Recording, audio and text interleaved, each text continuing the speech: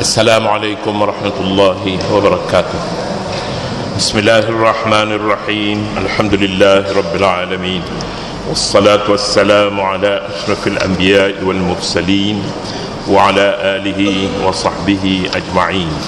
Subhanaka la ilma lana illa ma 'allamtana innaka antal alimul hakim. Sila-sila buku pada muka surat 279.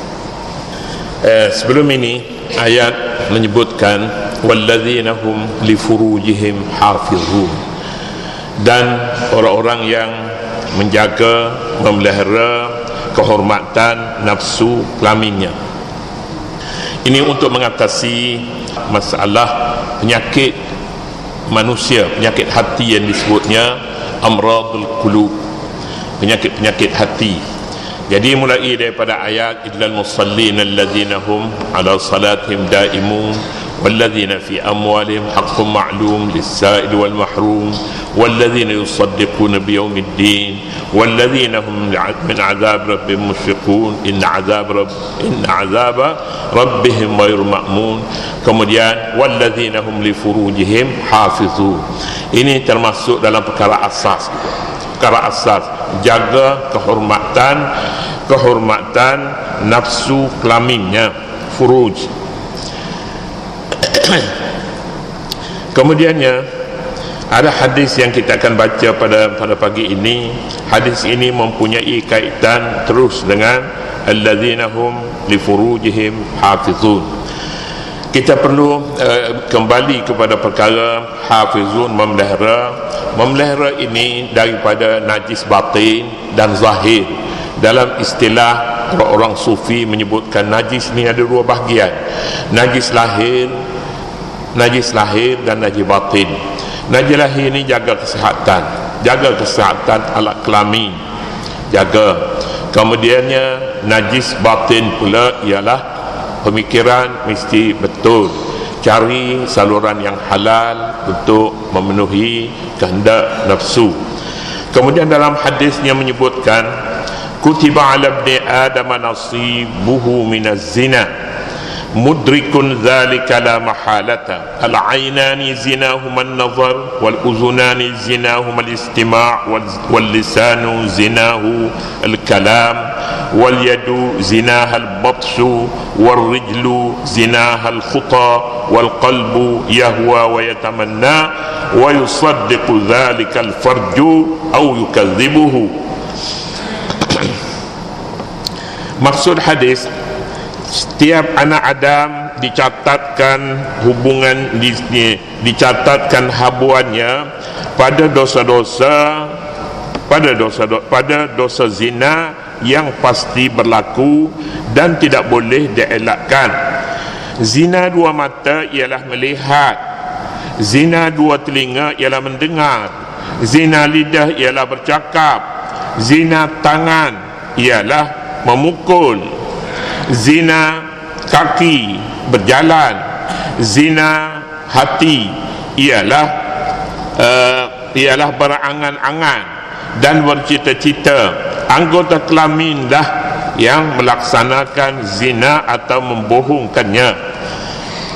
Nabi SAW menyatakan perkara zina ini, keizinan ada mukaddimah dia. Ada mukaddimah dia. Sesiapa yang memelihara diri daripada mukaddimahnya, maka dia selamat. Mukaddimahnya telinga, mata, tangan, kaki, ini semuanya ni mukaddimah dia. Jika semuanya ini digunakan untuk tujuan nafsunya, maka dia akan melarat kepada, akan menjakiti perkara yang akhir sekali, di mana zina yang sebenarnya. Katanya zina dia menentukan, dia mengesahkan sama ada benar ataupun tidak benar apa yang dilakukan oleh mukaddimahnya. Dinyatakan setiap satu. Pertama sekali Nabi menyatakan setiap anak Adam memang telah dicatatkan haknya, telah dicatatkan nasibnya, habuan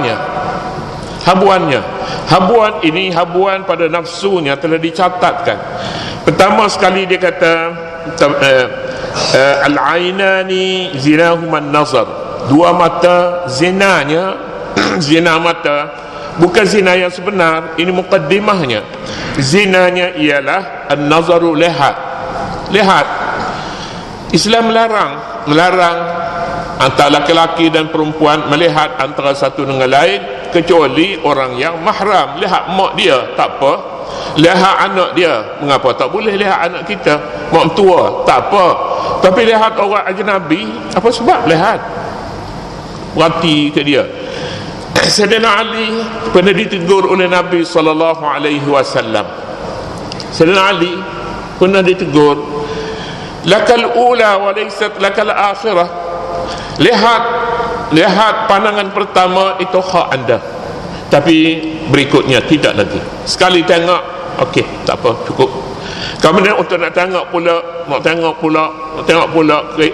lampu hijau dah lama dah, isyarat boleh pergi, tapi tak pergi lagi, mata ke lain rupanya. Ini bahaya, ini tak boleh.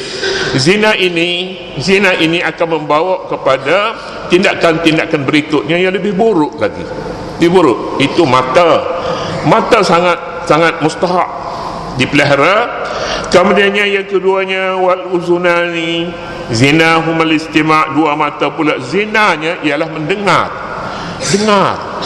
Dengar suara dari sudut suara, tidak menjadi apa-apa, tak ada dosa dan pahala. Tetapi ada suara yang boleh membawa fitnah. Suara, bila dengar suara nak cari tuan pula.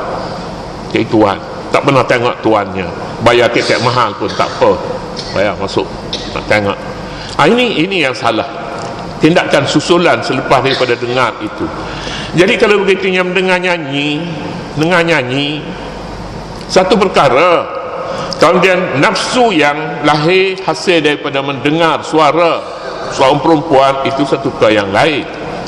Inilah fatwa sebahagian daripada ulama menyatakan nyanyi tak apa, nyanyi tidak mengapa, dengar nyanyi tidak mengapa, tetapi lirik lagunya berbahaya. Suaranya yang mendatangkan fitnah, itu yang menentukan haram halalnya. Fitnah yang lahir daripadanya. Kita dengar suara yang merdu, suara yang senang, yang sedap didengar misalnya. Tak cukup setakat itu, tak cukup. Kita mahu tengok. Jadi mahu tengok tu dah tak bolehnya. Dengar tak apa. Kadang-kadangnya kita dengar lagu Hindustan, kita tak faham pun lagu Hindustan tu lagu apa, tapi sedap lah dia punya rotak lagu tu. Dia sedap didengar. Ini kalau tidak membawa kepada apa-apa, tak pergi kita pergi ke India nak cari mana penyanyi ini, nama-nama apa, tak boleh. Misalnya begitu. Itu tidak menimbulkan apa-apa, tak menimbulkan. Tapi yang menentukannya ialah fatwa sebenarnya ialah hati seorang itu. Di mana kita dengan nyanyi itu? Di mana? Kalau kita merasakan tak ada apa-apa, dia lalu begitu, ya tak dengar pun tak apa, dengar pun tak apa misalnya. Kemudian hinggalah seterusnya, lidah, tangan, kaki, semua sekali ini yahwa wa yatamanna, semua sekali ini, lidah, kaki, tangan, mata, telinga, semua sekali bernafsu sebenarnya, bernafsu dan menjadi mukaddimah pendahulu kepada zina. Dan zina yang mengesahkan, yang menentukan, confirm bahawa dia telah melakukan perbuatan itu. Jadi kalau begitu kita pergi kepada banyak lagi hukum selepas daripada hadis ini. Apa hukum melihat aurat orang perempuan? Melihat orang perempuan bukan aurat, bukan lihat orang perempuan selain daripada muka dan tangannya. Muka dan tangan kita melihat, itu pun satu perkara lain. Tapi orang perempuan dia boleh buka muka dan tangan, itu hukum lain pula. Mengapa nak tengok dia? Mengapa? Rumah kita ada kan barang macam tu juga. Orang perempuan juga isteri kita lah, balik rumah lah. Kenapa kita nak makan nasi di kedai, di warung? Di rumah ada. Mudahnya bercakap begitulah. Ya, kita lihat seterusnya. Islam menyeru, nombor 3, Islam menyeru supaya umatnya segera berkahwin. Ini dia pokoknya, segera berkahwin. Tapi kena kursus dulu. Kursus dulu. Kursus itu cukup, ramuan dia. Orang tak makan nasi dengan sayur saja, tidak. Orang cukup ramuan dia. Kursus juga mesti cukup ramuan dia. Barulah kita boleh mengharapkan natijah yang baik. Saya dengar statistik daripada mana ada orang cakap, dia dengar di mananya, cerita perceraian sudah sampai kepada ribu setahun. Perceraian itu sedikit katanya. Ribu tu bila naik kepada angka puluh ribu, ini satu besar. Tapi dengan rasanya tak sampai puluh ribu, tapi angka walaupun kecil, kita anggapnya kecil, tapi ada sesuatu yang tak kena. Mengapa semakin meningkat? Tahun ini dia katakan tahun 2016 paling tinggi dalam sejarah. Kalau benarlah, itu pun semuanya ujung-ujung telinga. Islam menyeru supaya umatnya segera berkahwin.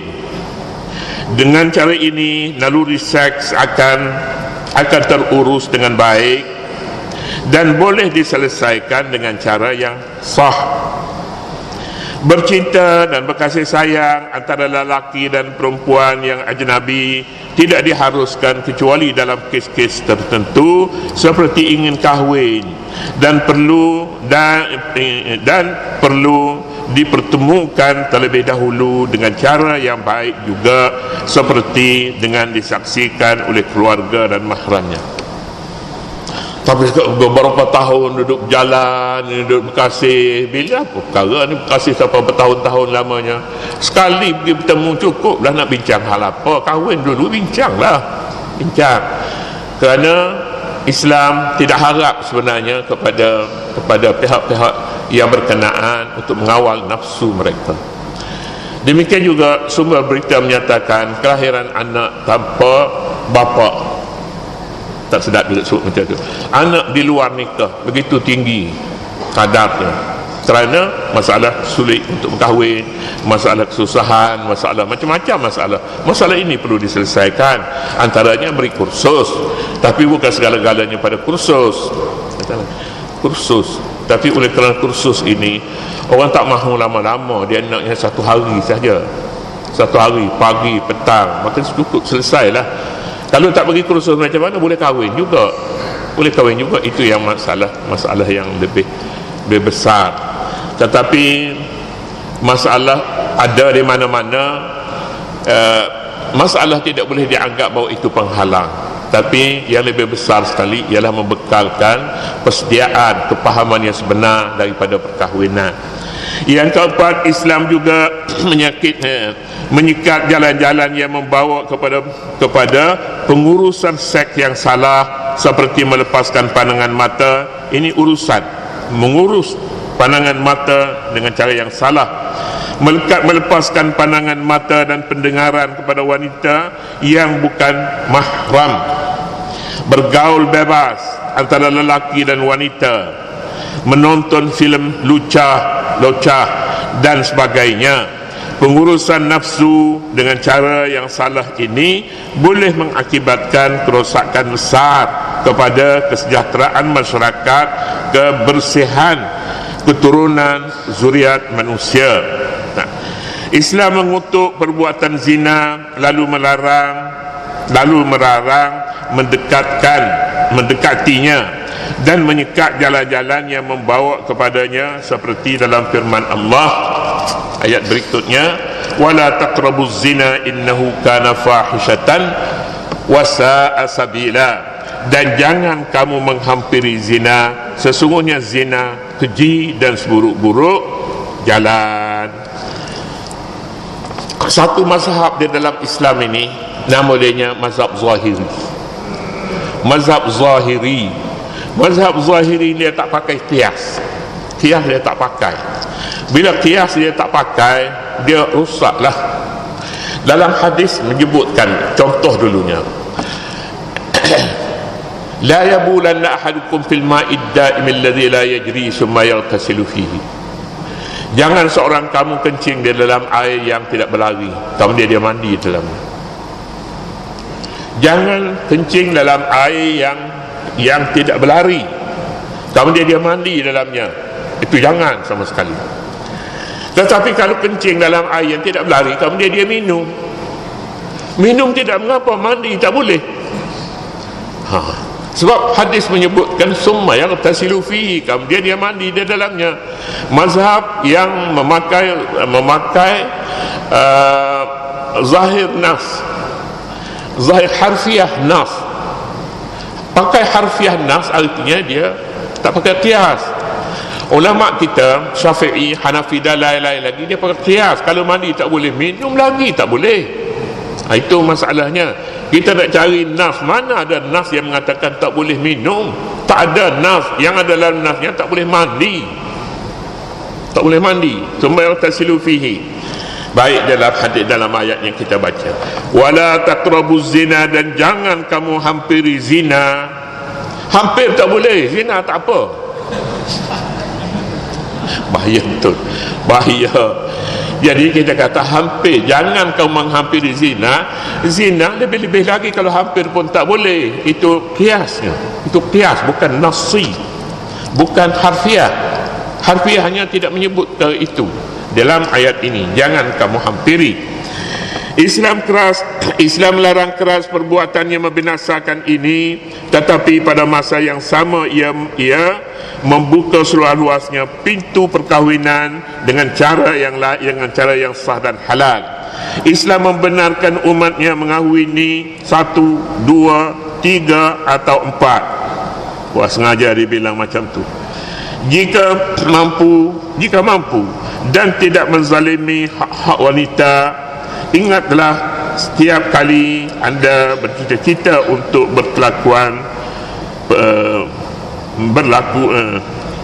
untuk melakukan perbuatan keji itu, bahawa yang bakal dilakukannya itu bukan orang lain tetapi wanita yang serupa dengan ibu, adik perempuan dan anak perempuan anda sendiri.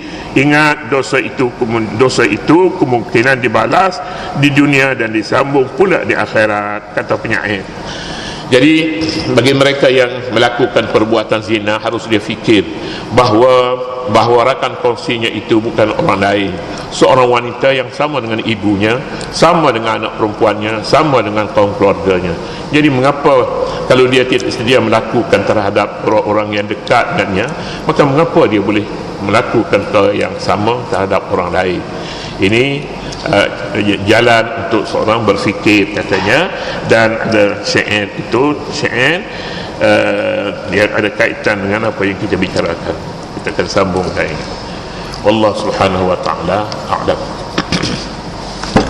أعوذ بالله من الشيطان الرجيم. بسم الله الرحمن الرحيم. ربنا لا تزغ قلوبنا بعد إذ هديتنا وهب لنا من لدنك رحمة إنك أنت الوهاب. اللهم عافنا من كل بلاء الدنيا وعذاب الآخرة. ربنا اصرف عنا عذاب جهنم إن عذابها كان غراما. وصل اللهم على نبينا محمد وعلى آله وصحبه وسلم. والحمد لله رب العالمين.